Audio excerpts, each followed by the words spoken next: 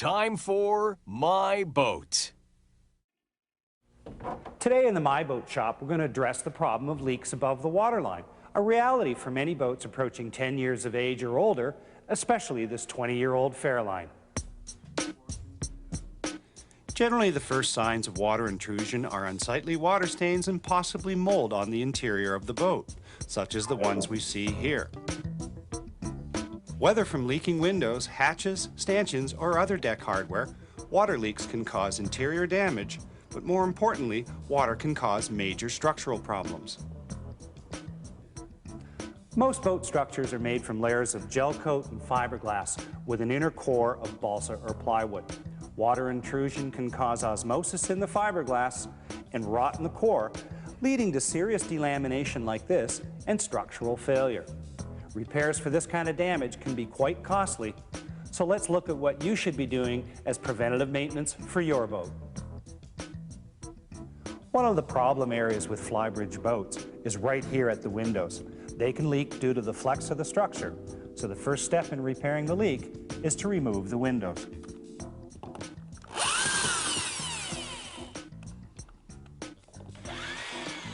On this boat, the window is a fairly typical aluminum extruded frame, and it's held in place with standard screws.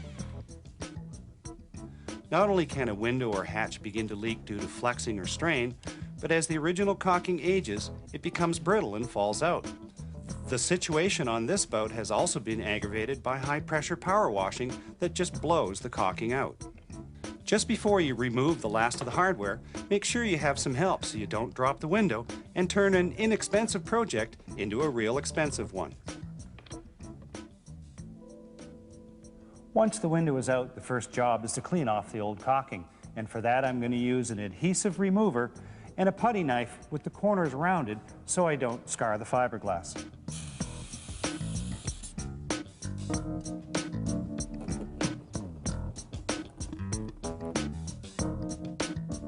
As well, you should inspect the opening for any signs of water damage and take care of them at this time.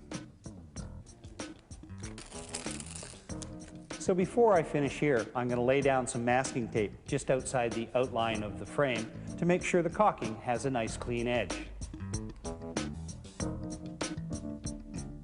The final step in prepping the window is to remove all of the old caulking from the window frame, again using adhesive remover to soften the caulking and to make the scraping easier. Now that we have all the old caulking off the frame, we're ready to reinstall the window. To rebed the window, we're going to use 3M 4200, an adhesive sealant good for use above and below the waterline. But before we put any of the sealant in, just like we did on the opening above on the boat, we're going to tape off the frame to keep off any excess adhesive. This frame has a nice 90-degree angle where we're going to lay down the bead of caulking to rebed the window.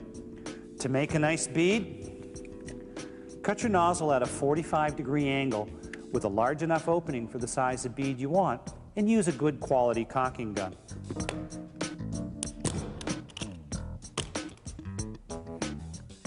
Next, lay down a solid continuous bead of caulking sufficient to fill the width of the frame when it compresses. Again, with some help, it's time to reinstall the window, first securing enough screws to hold the window in place. Wear rubber gloves since 4200 is a very strong adhesive and you don't want to get any on you. Wipe off the excess caulking, forming a nice clean bead, and remove the tape.